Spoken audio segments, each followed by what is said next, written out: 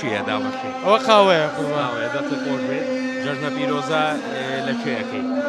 بەناوی خۆی گەورە و میرەبان بەشێکی جەژنە پیرۆزەی خۆم لە تەواوی موسڵمانانی ژیانەکەم و بە تایبەتیش خەڵکی کوردستان بەگشتی و ئەم شارە خۆشەویستەی شاری سلێمانی.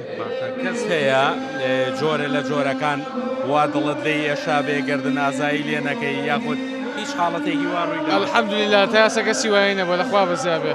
جاتۆ من ئاگادارم هەموو ساڵێ ئەم قاوە خۆشت لە دوای گەردن ئازادی و لە دوای جەژنە پیرۆزە دابەشەکەی وەڵا هەتا بکرێ ئەرەوەڵا هەتا بگرێت. باشە گرنگی ئەم قاوەیە لە چییە؟ جیاوازەکەی چییە؟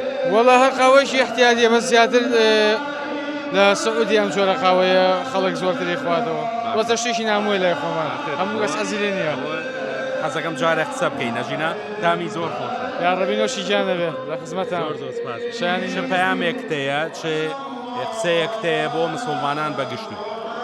وەڵا هیوادارم ئەم جۆژنە بێتە مای خێر و خۆشی بۆ هەموو مسڵمانان.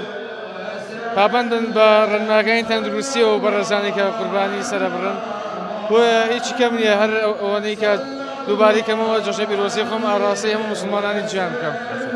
زۆر سپاس بۆ قاوەکەش. یا ڕەبی نۆشی گیانتان بێ.